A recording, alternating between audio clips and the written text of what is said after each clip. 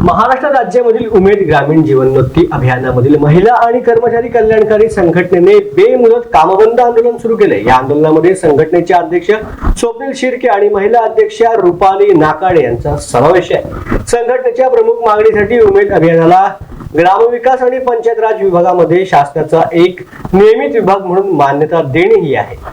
संघटनेच्या म्हणण्यानुसार या निर्णयामुळे ग्रामीण भागामधील 84 लाख कुटुंबियांमध्ये कर्मचाऱ्यांबद्दल आदर वाढेल आणि शासनातील विश्वास देखील दृढ होईल। या निर्णय न घेतल्यास संपूर्ण राज्यामधील अधिकारी आणि कर्मचारी कुटुंबासह बेमुदत संपावरती जाणार असल्याचा निर्णय त्यांनी जाहीर केला।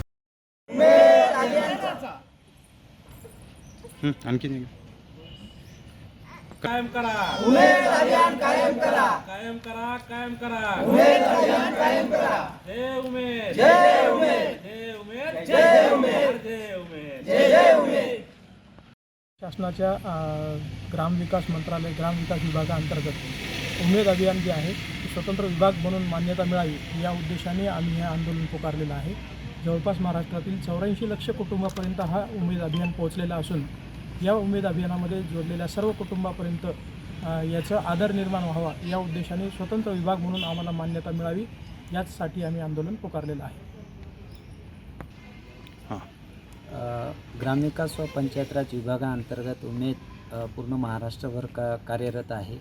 यामध्ये जी काही आस्थापना आहे उमेदची करावी ग्रामविकास विभागाअंतर्गत आणि यामध्ये कार्यरत सर्व कर्मचारी जे आहे तर यांना कायमस्वरूपी करावं। त्याच पद्धतीनं ज्या अंगणवाडी आशा कार्यकर्ती यांना जसं आहे तर कार्यरत ज्या कॅडर आहेत CRP सर्व प्रकारच्या तर यांनाही त्या पद्धतीचा दर्जा मिळावा ही आमची मुख्य मागणी आहे शासनाकडे आणि शासनाने या पद्धतीनं आम्हाला कायमस्वरूपी करावं ही नम्र विनंती।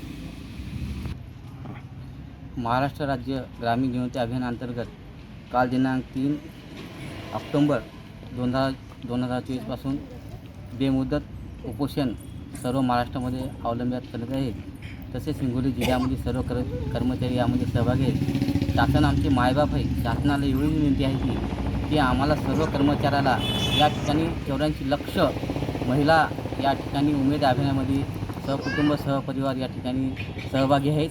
तर शासनाला एवढी विनंती की जेवढे कर्मचारी आहेत जसं ज्याप्रमाणे आशा वर्कर अंगणवाडी सेविका यांना दर्जा दिला आहे तसंच आमच्या CRPला सुद्धा या ठिकाणी कॅडर म्हणून दर्जा दिला पाहिजेत आणि या ठिकाणी जेवढे कर्मचारी आहेत त्यांना आस्थापना विभागामध्ये उमेद अभियान वेगळं आस्थापना विभाग अवलंबन करावं आणि सर्व कर्मचाऱ्याला याच्यामध्ये कायमस्वरूपी करावे अशी आमची शासनाला विनंती आहे। शासन मायबाप जे महिला अंतर्गत जे तुम्ही आमचे निर्णय घेताल त्या आम्ही तुमच्यासोबत आहात, जसं घडेल तसं आम्ही करेल असं आमची एवढी सर्व कर्मचाऱ्याच्या सहमतीने शासनाला एवढी विनंती आहे की आम्हाला। राजू गवळी, स्टार महाराष्ट्र न्यूज, हिंगोली।